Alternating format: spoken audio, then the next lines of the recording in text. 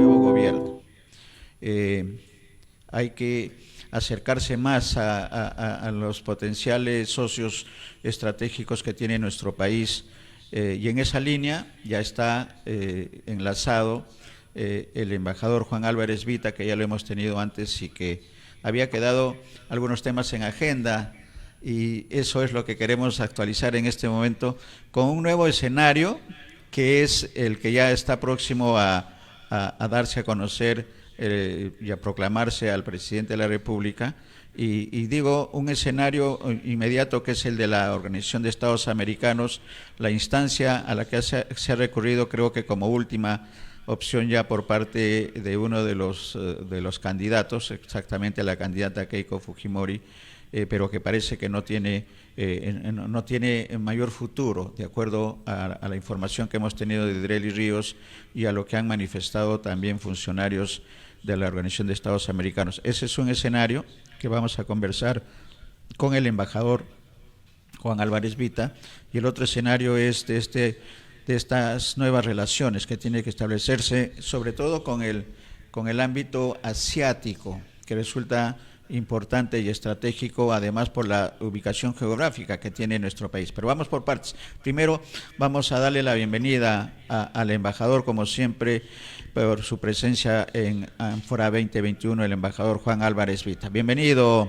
embajador.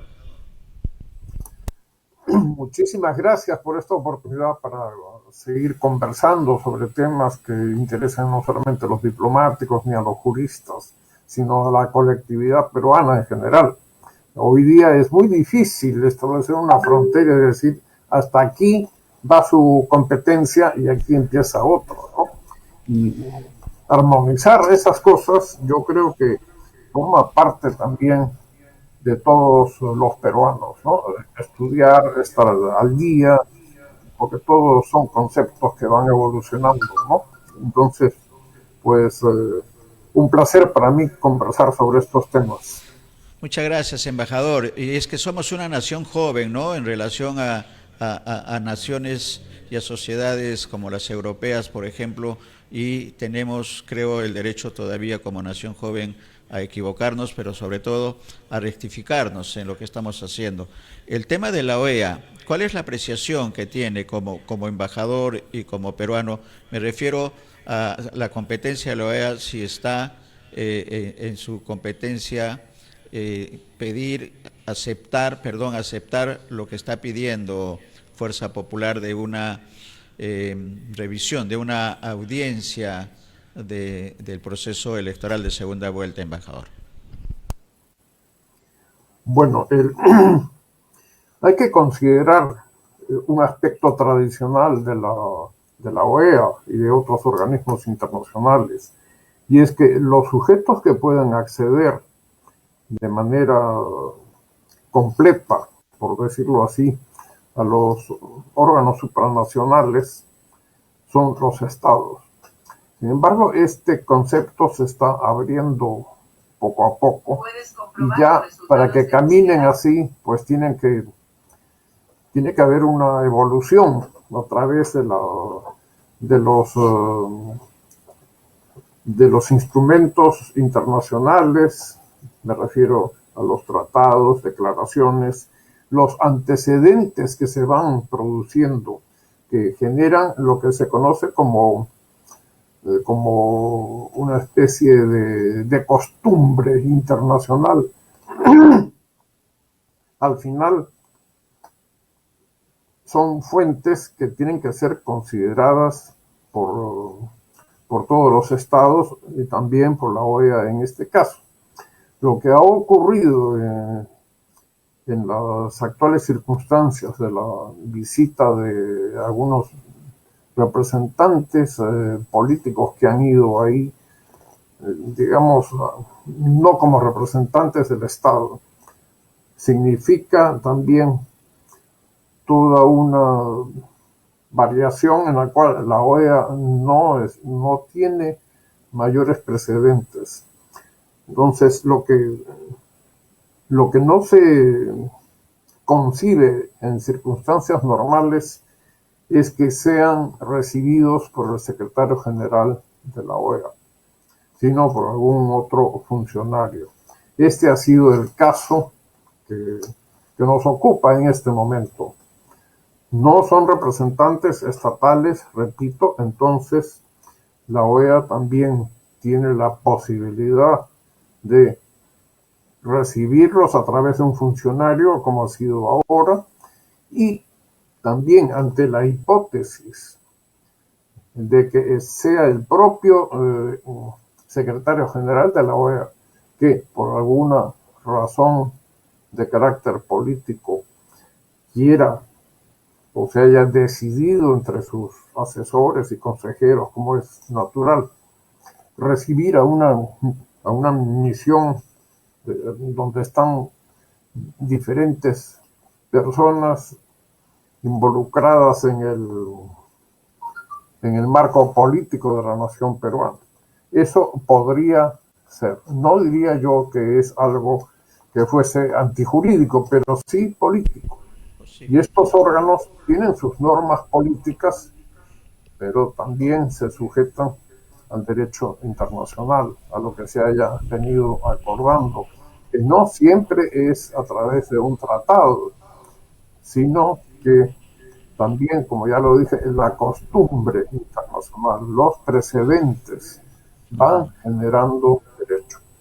Esto puede traer algunas inquietudes en personas que no están acostumbradas al manejo del derecho internacional, porque es un derecho que todavía, sobre todo en nuestro país, no está considerado por muchos abogados y juristas como algo que realmente esté generando derecho. A nivel internacional, las cosas tienen otra manera de ser medidas, ¿no?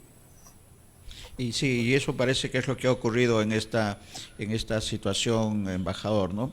El precedente y la legislación internacional, el derecho internacional. Además, habría que agregar, creo, como precedente, embajador, y su opinión es importante, que todavía en nuestro país se encuentran representantes de la misión de observadores de la OEA, y a eso agregar que en dos comunicados públicos han señalado que el proceso electoral en nuestro país no ha tenido ningún viso de fraude, que es un poco lo que argumentaban y lo que argumenta esta delegación que todavía está en Washington. Eso podría determinar en algún momento, dentro de la experiencia y la diplomacia, embajador, que el secretario general Almagro manifieste no atender el pedido, o como usted señala también, una decisión política podría indicar lo contrario. ¿Cuál sería el escenario, el justo medio, el término medio en esta situación? Bueno, es difícil en situaciones como las que estamos viviendo decir este es el justo medio. ¿Por qué? ¿En qué momento se establece que esa situación está en el justo medio, o sea, exactamente en la mitad? Eso es casi imposible. Pero podríamos decir que se entraría en el marco interno de la OEA en una contradicción, porque la misión especial de la OEA, me refiero a la misión observadora de las elecciones, todavía continúa aquí en Lima y está haciendo un examen permanente de las distintas circunstancias que se están presentando, ¿no? En medio de una situación que no tiene precedentes a nivel mundial. Eso es ya una decisión de carácter netamente político, pero sería desautorizar a la misión que la misma OEA envió aquí, que ha señalado que está todo correcto, que hay circunstancias, ¿no?, que se presentan no solamente en el Perú, por ejemplo, en Austria, en estos días también ha habido muchos problemas relacionados con las elecciones, en Nueva York también, para las elecciones primarias. El caso del expresidente Trump de los Estados Unidos, que acusó también que se había producido un fraude que le había impedido el acceso a la reelección. Entonces, en todo esto también no debemos considerar que se haya actuado en contra de las normas vigentes. Es reconocido que en todo proceso electoral siempre puede haber un margen de inexactitudes producidas en el proceso electoral, pero también ahí hay que buscar de qué manera esas circunstancias pueden alterar el resultado de una votación. Hasta donde conocemos todos está no solamente la misión de la OEA, que ha señalado que se trata de un proceso completamente correcto, sino también los casos de las elecciones son seguidos siempre por todas las cancillerías del mundo. Entonces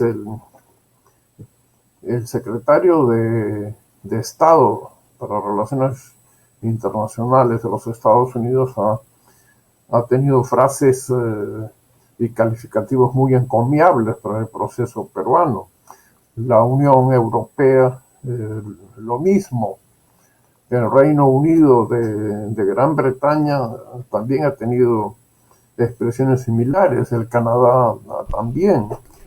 Entonces estamos no solamente frente a lo que se pueda creer a nivel interno que está bien o mal, sino hay un tácito reconocimiento de que el proceso electoral peruano se ha hecho respetando las normas que rigen al sistema internacional peruano. Y por supuesto, como es un proceso que todavía no ha concluido, se dejan espacios para seguir observando, ¿no? Ahora, en cuanto a la misión que ha ido y que Almagro, o sea, el secretario general de la OEA, no los ha recibido, tiene que ser también interpretado como un síntoma de una posición política del propio secretario general de la OEA, que ha dicho los recibe un funcionario que depende de él, pero no es el mismo.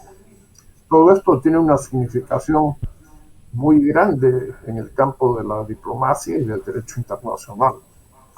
Yo creo que en este momento lo que tiene que hacerse es considerar con mucha serenidad la situación que se da además en unas circunstancias muy tristes, porque la pandemia del COVID pues ha generado una cantidad de muertos de gente peruana que tiene que ser, requiere de la concertación política de todos los partidos peruanos para sacar esta situación adelante. Debemos de poner cualquier posición que no coincida con esos objetivos. El fin supremo de la sociedad, y así lo establece la Constitución Política del Estado peruano, es muy clara, es la persona humana. Y no por circunstancias de carácter político podríamos actuar y olvidar las pautas que marcan el camino de la diplomacia y de la política internacional.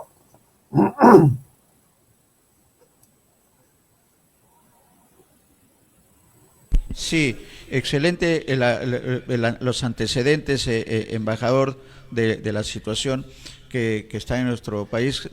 Tácitamente, pues es un no el que no los hayan recibido. Pero eso habría que agregar también el tema de una carta que han hecho llegar compatriotas, especialmente de Estados Unidos, a la OEA, la posición en la democracia, la otra posición de digamos, peruanos identificados con Perú Libre, que han dado a conocer también que ya ha habido un incidente no muy simpático para los peruanos, nos avergüenza, los han acusado de golpistas, pero eso forma parte de la historia y de los riesgos que tiene esta delegación. Lo que hay que mantener creo que es la tranquilidad, y esa es la labor que tenemos como medio de comunicación.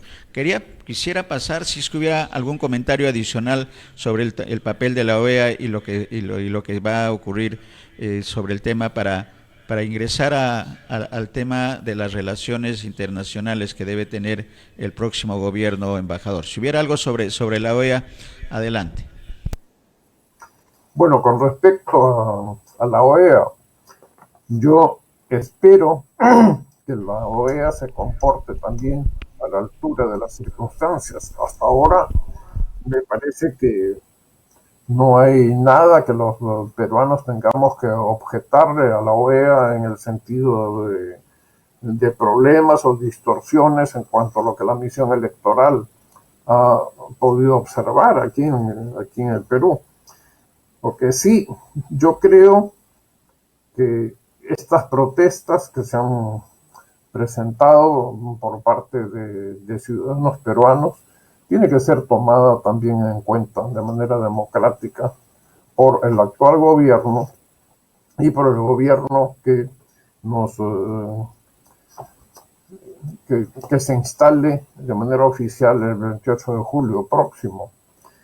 Yo soy optimista. Creo que lo que une a los peruanos es su amor por el Perú. Quizás en algunos momentos haya diferentes maneras de ver las cosas, pero lo principal es que el fin supremo de la sociedad, como ya lo dije, es la persona humana, y tenemos que encaminar todo eso hacia ese objetivo. De lo contrario, estaríamos nosotros cayendo también en una situación de caos que nadie podría racionalmente aceptar.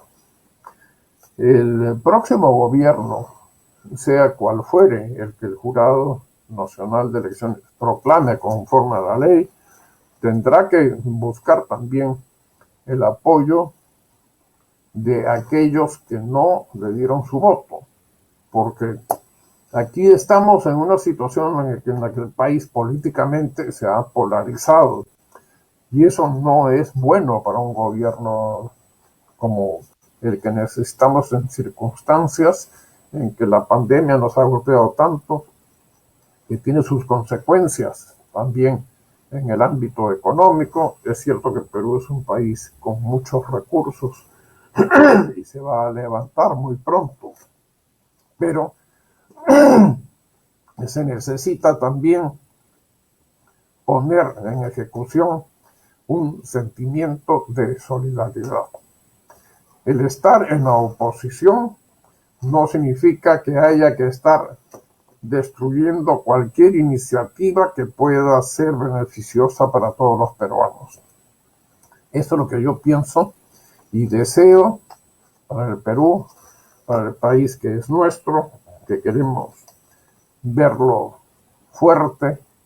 Estamos conmemorando el bicentenario de la independencia y está creciendo también un sentimiento de hacer un balance, ¿no? ¿Qué es lo que hemos obtenido en 200 años de independencia? ¿En qué se ha equivocado la República? ¿Qué es lo que hay que reformar? ¿Qué es lo que tenemos que hacer para que el Perú ocupe un lugar en el marco de los primeros estados del planeta? Correcto, y en esa línea, embajador, nosotros lo vamos a comprometer para una serie de programas que estamos preparando, que se llama Agenda Perú. Justo sobre lo que usted está reflexionando, qué se ha hecho en 200 años y qué es lo que falta por hacer por mejorar las relaciones de todos los peruanos. Estamos convocando a los expertos de todas las áreas, así que lo comprometemos desde ya para participar en Agenda Perú, que lo estamos cocinando. Está en la etapa previa de producción, pero Yo aprovecho para públicamente pedirle su participación junto a otros especialistas de todas las áreas, de todos hay un área que nosotros siempre nos preocupamos, que es la Amazonía peruana, y que no está siendo atendida y no está recibiendo lo que realmente debería recibir para explotar, en el buen sentido de la palabra, las riquezas que tiene la Amazonía y su gente, sobre todo su gente en el tema de la medicina tradicional, por ejemplo, nada más para hablar de un tema que es sumamente importante. Embajador, entonces, el otro tema que quería pedir su comentario es el relacionado a el papel que debe cumplir la diplomacia a partir del 28 de julio en un escenario de pandemia, en un escenario de economía en recesión, pérdida de puestos de trabajo, se viene un Ministerio de Ciencia y Tecnología que va a permitir pasar de ser exportadores de materias primas a entrar a la industrialización tan necesaria, y en ese escenario los países asiáticos resultan sumamente importantes, los socios naturales. ¿Eso es correcta esa apreciación? En todo caso, ¿cuál es la visión que tiene, embajador, del tema futuro? Bueno, ha mencionado usted varios puntos aquí, la creación de este programa Agenda Perú, y quiero no solamente felicitarlo, porque en este momento se nota un vacío en los medios de difusión sobre lo que puede ser el Perú, lo que hemos hecho durante la independencia, que son 200 años, y acepto su invitación, muy contento, es uno de los temas en los que vengo trabajando desde hace por lo menos unos 5 años. Yo vengo reflexionando sobre este tema y será no solamente un placer, sino una obligación colaborar con ustedes en este aspecto. Sobre la cuestión de la medicina tradicional, me alegra muchísimo también que se aborde este tema. La medicina tradicional es sumamente importante. Cuando el Comité de Derechos Económicos, Sociales y Culturales de la ONU, que yo integré durante 10 años, a título personal, no como representante de ningún Estado ni de ningún gobierno, ahí impulsé mucho el criterio del respeto y de la promoción de la medicina tradicional. Y en un informe que elaboré a pedido de ese comité sobre el derecho a la salud como un derecho de la persona humana, he abordado el tema de la medicina tradicional. Naturalmente los tiempos van evolucionando, cambiando, van enriqueciendo, y yo creo que la cuestión de la ciencia y tecnología, que uno de los partidos políticos ha indicado que se creará un ministerio de ciencia y tecnología, ¿no? Cuyo primer titular, creo yo que tal como se viene negociando, será el señor Modesto Montoya. En realidad es, para mí, uno de los que más ha impulsado la preocupación por la ciencia y tecnología. Y uno podría también hacer un balance. Hemos necesitado que transcurran 200 años para impulsar algo que tiene hasta raíces prehispánicas, ¿no? Claro. Porque en la época prehispánica también se estudiaba dentro de los parámetros existentes en aquel momento, pero cómo mejorar los embrios, las plantaciones, cómo mejorar también el ganado, son antecedentes que debieron haber continuado con mucho énfasis. Así que yo saludo esa posibilidad de que se concrete un ministerio de ciencia y tecnología. También me parece que abordar el tema de la Amazonía, ¿no? Que se ha considerado siempre como la tierra de nadie, y que los colonos de otras regiones podían llegar ahí. Pues esto es un error de percepción, un desconocimiento de la realidad peruana. El concepto del territorio de una comunidad campesina, o de una comunidad nativa, como se denomina oficialmente a las poblaciones de la selva peruana, sin tener en cuenta que muchas veces el concepto del territorio no es algo realmente continuo, sino a veces el territorio llega hasta un punto donde hay un vacío, pero la noción de que ese es un territorio de una comunidad se da 20 kilómetros más allá. Estas son cosas que tienen que ser tratadas en primer lugar por personas que tengan conocimientos profundos de esa situación. Y como decía usted, que se va a convocar también a diferentes personalidades de distintas actividades. Creo que tenemos una deuda con las poblaciones de la Amazonía. Y eso yo tengo realmente mucha esperanza en que, considerando el aporte inmediato y la colaboración que ha ofrecido el señor Modesto Montoya, pues creo que se va por muy buen camino. Y esa es una iniciativa que me parece que debe contar con el consenso general, total, de todas las fuerzas políticas. Correcto. Y con respecto, embajador, a la tarea que debe cumplir la diplomacia y Cancillería a partir del 28 de julio, ¿cuál podrían ser las fórmulas a trabajar, sobre todo con los países asiáticos, ¿no?, en el tema de la ciencia y la tecnología, que resulta importante? Sí, bueno, la Cancillería es el órgano principal de apoyo al presidente de la República. Hay que tener en cuenta que, de acuerdo con la Constitución peruana, quien tiene el manejo total de la política internacional y la responsabilidad total sobre esto es el presidente de la República. La Cancillería, por razones históricas, ha concentrado siempre a personas con una vocación muy fuerte, que se pone de manifiesto en el carácter riguroso que se emplea para la captación de los peruanos que tienen interés en seguir esta carrera.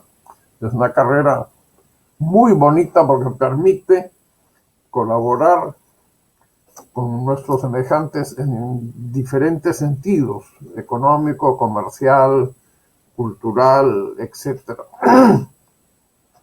Yo creo que la Cancillería, que es un órgano que tiene que ir adaptándose de manera permanente, de manera continua a la nueva realidad mundial, porque no se trata de hacer cancillerías que sean museos, ¿no? Bueno, como queremos hacer un museo, hay motivaciones de carácter cultural, sociológico, etcétera.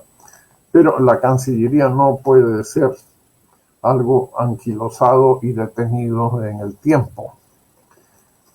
Quizás mucha gente, debido a la influencia del cine en gran parte, cree que los diplomáticos son una colección de gente que tiene que comer de acuerdo con las normas que estaban en vigencia en la época de Luis XVI, el rey de Francia. También contribuye a tener imágenes un poco distintas de la realidad el hecho de que sucede en la casa más bonita que se edificó durante el virreinato del Perú, que es el Palacio de Torre Tagle. Pero forma también parte de la identidad de la Cancillería, no solamente en el Perú, sino en el exterior. Por eso es que se dice muchas veces Torre Tagle tiene esta idea, ¿no? Y no nos estamos refiriendo al marqués de Torre Tagle de la época última del virreinato y los primeros años de la República. Yo creo que la Cancillería está y estará dispuesta siempre a colaborar con la Presidencia de la República para presentarle los mejores caminos para que el Perú pueda desarrollarse, no solamente en un ámbito interno, sino hoy en día se necesita esa proyección hacia, hacia el exterior. Y el otro punto que me ha mencionado usted es del acercamiento hacia los países asiáticos.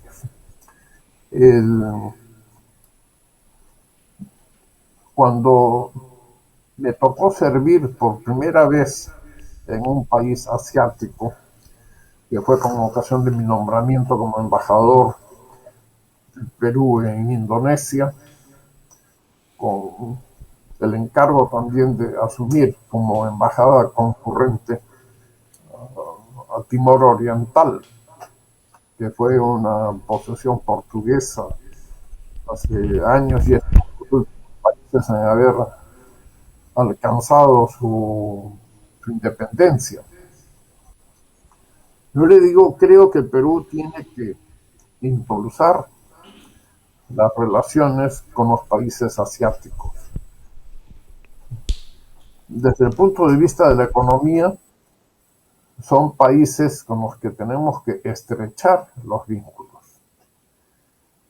Después, en el aspecto cultural, que yo personalmente creo que no puede estar divorciado ni minimizado por criterios exclusivamente económicos.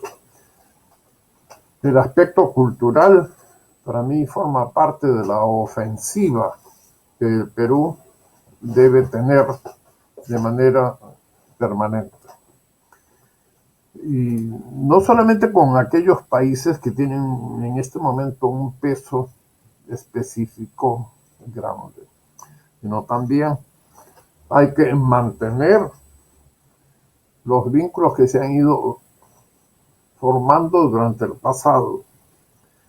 Yo recuerdo que el caso de la embajada de Perú en Filipinas, que fue cerrada en una época por razones diversas, pero Filipinas es un país donde uno nota cómo a través de los años el Perú mantuvo una conexión muy especial. Primero porque tanto Filipinas como el Perú formaban parte de la corona española. Entonces, en Filipinas uno se puede sorprender del culto a Santa Rosa de Lima, ¿no? Que lo encuentran por todas partes. Se puede sorprender también cuando se visita lo que se conoce como intramuros, que forma parte del casco antiguo de la ciudad, ¿no? Museos donde se encuentra uno con pinturas de la escuela de Cusco que llegaron ahí a través del comercio comercial que por intermedio de las llamadas naos de Manila o de Filipinas llegaban desde Manila hasta México y de ahí continuaban hacia Perú. Todo esto entró en un receso de muchos años debido a circunstancias históricas.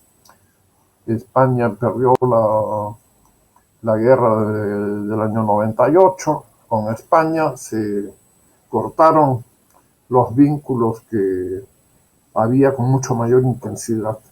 Yo creo que esa es una embajada puntual que el Perú debería siempre mantener y estrechar los vínculos con ese país. Y por supuesto con otros países más desarrollados, como son el Japón, naturalmente China, que no solamente es una potencia asiática, sino también una potencia mundial. Tenemos muchísimas razones para mirar hacia ese lado del planeta. Y otro tanto, diría yo, con respecto a África, porque África también es una zona geográfica que tendría que estar, merecer más atención por parte del Perú. Y la Cancillería en ese sentido tiene realmente mucho que hacer. Hay unas tareas, ¿no? Son las tareas pendientes. Yo le agradezco, embajador, por su tiempo y por sus conocimientos. Va a quedar en agenda la fundación, hablando de cultura, que coincidimos totalmente, de la Fundación Ricardo Palma, que usted es el promotor y que tiene un papel importante en la preservación primero el legado de Ricardo Palma, pero no solamente eso, y como usted bien lo ha dicho, de recuperar algunas cosas importantes, algunas acciones que es necesario destacar, no solamente de Ricardo Palma, sino de otros importantes literatos que han dejado algo. Y eso en su condición de historiador, además. Entonces va a quedar en agenda, si le parece, poder conversar. Veamos cómo va el desarrollo electoral de los próximos días para convocarlo de nuevamente la próxima semana y coordinar el tema de Agenda Perú que como le digo ya está en la cocina de la producción. Muchas gracias, embajador, por su presencia. Quizás algún comentario final que tenga que hacer a la población que está todavía en la expectativa de los resultados electorales. Bueno, mi llamado sería a la tranquilidad, a la calma y dar un ejemplo de convicción democrática, popular, respetando a quien sea el próximo mandatario del Perú. Y para hacer las cosas con más imparcialidad, diré también mandatario o mandataria, porque se ve el caso, que también es muy importante en nuestro país, ver que la mujer va ascendiendo y tomando áreas que son sumamente importantes en una sociedad moderna, ¿no? No discriminar a alguien porque sea mujer o porque sea hombre. Todos somos iguales, todos somos peruanos y a luchar por la patria. Y yo quiero felicitarlo a usted y a su equipo por esta tónica que le está dando al establecer estos nuevos programas que tanta falta nos hacen. Usted mencionó a la Fundación Ricardo Palma, sí, es una fundación que es la propietaria de todos los objetos que pertenecieron a Ricardo Palma y que se encuentran exhibidos en la Casa Museo que está en Miraflores, ¿no? Y me parece que para cualquier peruano es un honor poder tomar parte de esa fundación. Yo la he presidido durante 5 años y he dejado la presidencia también porque creo yo que todo el mundo tiene que colaborar y participar democráticamente en esos temas. Le agradezco nuevamente por esta nueva oportunidad que me da la facilidad de estar en contacto con muchísimos peruanos, no solamente que habitan aquí, sino también su programa, como es sabido, pues es sintonizado enormemente en las colonias peruanas que tenemos en el exterior y en general en el mundo de lengua hispana. Nuevamente, muchas gracias. Gracias, embajador. Solamente agradecerle y decir que se va a presentar las oportunidades para seguir conversando. Sus conocimientos son sumamente importantes para nosotros y estamos llegando a través de una alianza también con Voces Migrantes. Es un canal de televisión virtual que tiene su sede en Italia. Lo dirige Jorge Lange, que es un ecuatoriano, pero que tiene en toda Latinoamérica, tiene también ya enlaces, de manera que estamos llegando a toda Latinoamérica, pero con especial atención a nuestros compatriotas que están en todo el mundo. Muchas gracias, embajador.